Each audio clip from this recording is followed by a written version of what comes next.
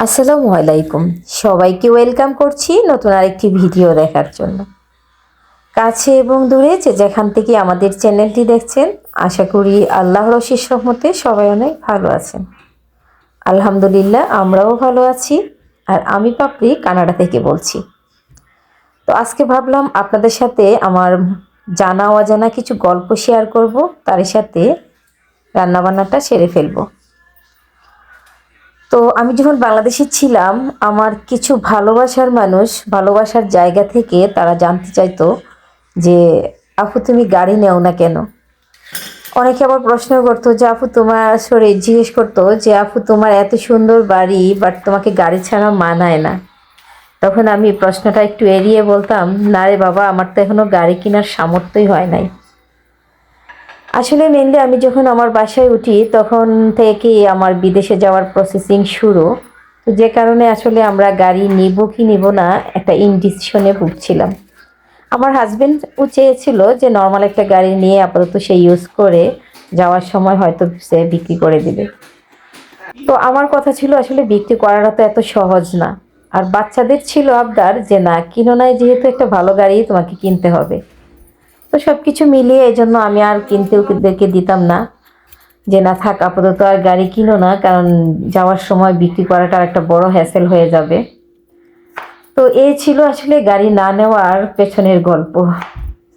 তো শুকুর আলহামদুলিল্লাহ, গতকালকে আমার সেই গাড়ি কেনার স্বপ্ন বাস্তব হয়েছে। তো আমরা গতকালকেই গাড়ি কিনে ফেলেছি এবং আমার বাসায় আসছে গাড়ি।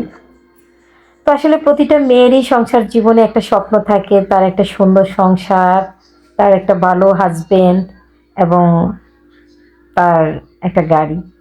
তো শুকুর আলহামদুলিল্লাহ, আমার বাংলাদেশের সেই যদিও খুব আভিজাত্য সংসার না, আমার ছোট্ট কুঁড়ের ঘরটা আমি আমার মতো করে সাজিয়েছিলাম। তবে একটা অপূর্ণতা ছিল যে আমার গাড়ির স্বপ্নটা। তো আজ আমার সেই গাড়ির স্বপ্নটা পূর্ণতা পেল।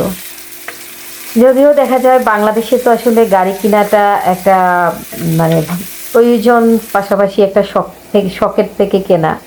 বাট বিদেশে কিন্তু এটা একটা মৌলিক চাহিদার মধ্যে পড়ে, যে অন্ন বস্ত্র বাসস্থান শিক্ষা চিকিৎসা, তার পাশে গাড়িটাও বা বিদেশের একটা মৌলিক চাহিদার মধ্যে পড়ে।